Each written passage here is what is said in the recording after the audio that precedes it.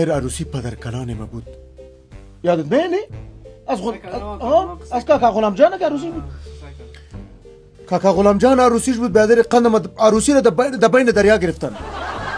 در بین دریا درخت مایا کلش در درخت مایا در درخت که عروسی در بحر است. از کاکا غلام عروسیش در بحر است. مایا بار شدن در درخت که مزاحمت نشد.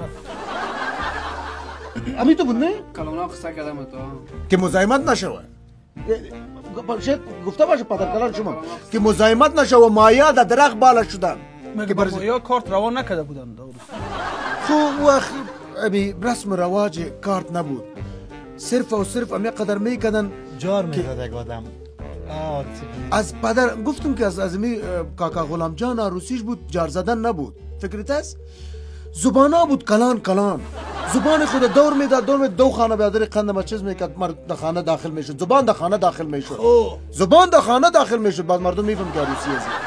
زبان میرفت دو خانه. زبان میرفت دو خانه. بودم میتونه نبود. با چه پدرت قصه کردم. با اجازه تان همه قصه کاکا زمان به جای رسیده. خدا بیامرزش روح شاد. این آدم بسیار دیگه آدم به جای رسیده. همین مرغ هم میگرفته. اما تو زنده و زار کم پف میکردم پوست و پر ازی میپرید. ام پف دوم بریان مرغ بریان میشدم. یک کاکا زمان چی یک کارهای. پس اون خارجی ها از این تقلید کردن. باش دیدن بچه ها در آشپزخانه آوردن یک چیزه. گفتم چی است؟ گفتن این پف کاکا زمان است. گفتم چه قسم خدا برق است؟ گفت نامش خارجی ها تغییر داده ایره مایکروویو میکنن. ما این مرغ چیزا را پخته میکنم. ما را خب میشناسین اینه به حساب که طارق باز بابکلان طارق هستیم. طارق خیل هستیم ما دیگه. بابکلان ما که بود امروز درباره عاشقیش گپ میزنم براتون اگه خفه نشین. من خبر دارم. قصه کن. خبر خودتان در جریان هستین. فارق بچه کاکای خودتان بود.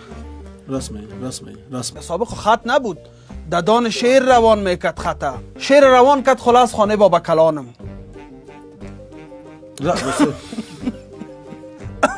سلفیم گرفت شما جدی نشید. سلفیت خنده ویدی. این شیر روان کرد که نمی انگشتر رو میبینی شیر کمی دروازه رو باز کرد که بابا کلانم دید که شیر سرزی حمله کرد. خطا داده بودش. خطا نه. مادرت خطا داده بودش که برای چیز مادرم نبود بیبیم بود. ما بابا میگفتیم در اون وقت. شیر که دید حمله کرد. راست میگه. کمی حمله کرد اولین کار که میکنه. نه بابا کلان